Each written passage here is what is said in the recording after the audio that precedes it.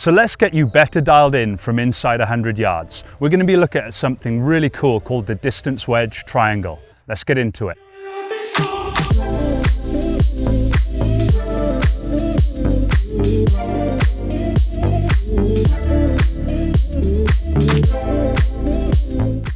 So the distance wedge triangle is made up of three aspects. The first is centeredness of strike.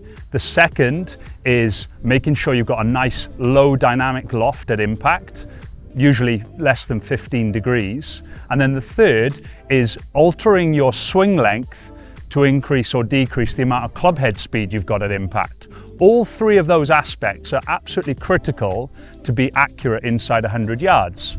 We've often looked at the third one, swing lengths. That's been well coached and well documented, but the first two have often been neglected. So we're going to really focus on those two. So number one, centeredness of strike. What we're trying to do here is make sure that we hit the ball out of the horizontal center, i.e. not out of the toe or the heel, but also out of the vertical center as well, which means not catching it fat or thin. In order to do that, we're going to need to do a couple of quick things at setup.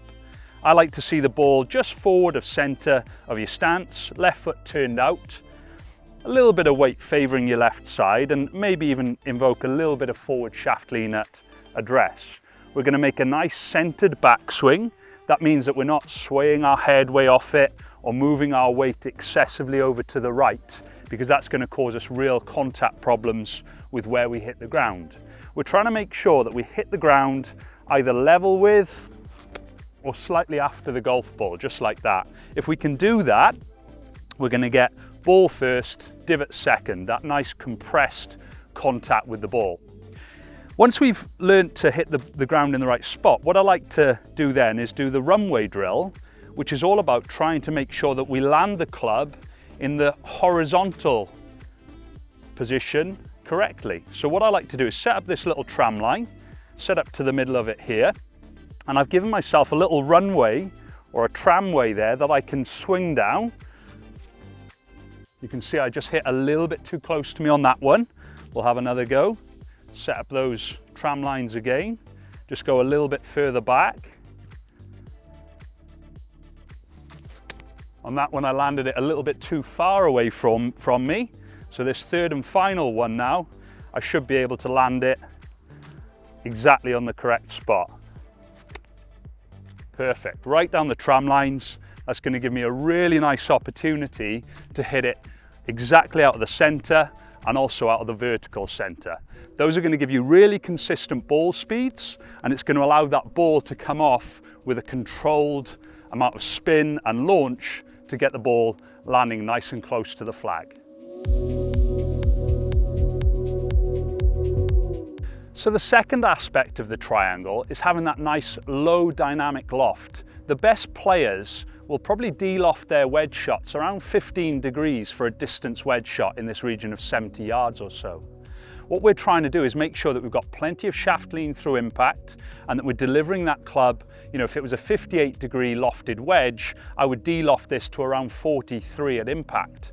The reason we want that is it's going to give us that nice low launch angle, high spin, plenty of friction.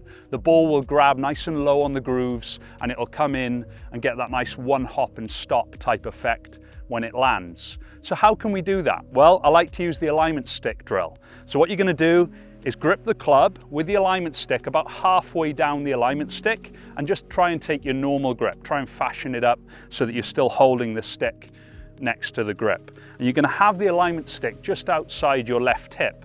And what it does is it invokes a nice amount of forward shaft lean even at address.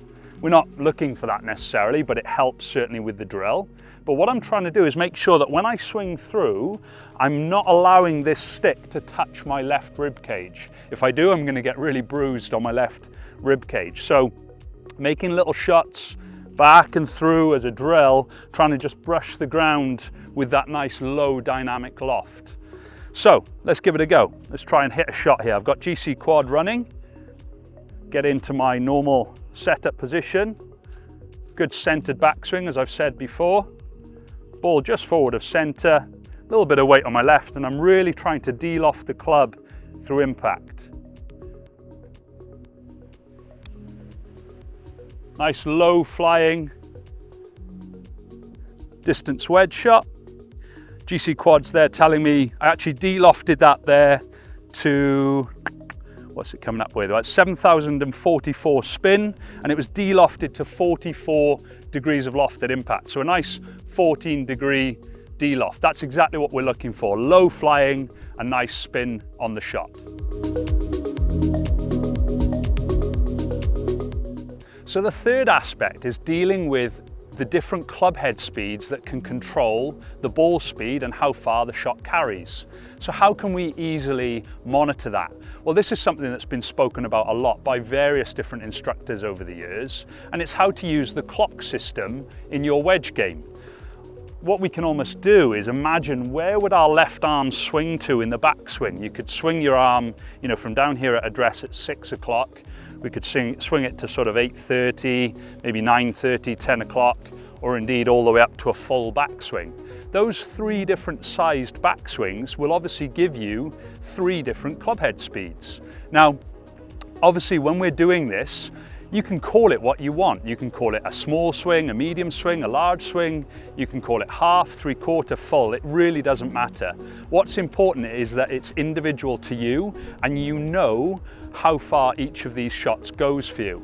What I recommend to players is get the numbers written on the back of your wedge. Try and see if you can actually practice them at a range, at a top tracer range or a Trapman range, and put them down on the back of your wedge so that when you pull the club out of your golf bag, you know exactly what your 3 swings are. So I've got a 50-yard shot here.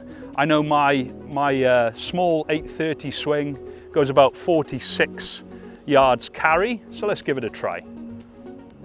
Again, as I've mentioned, monitoring my setup, ball just forward of center, a little bit of weight on my left, and a nice 830 backswing.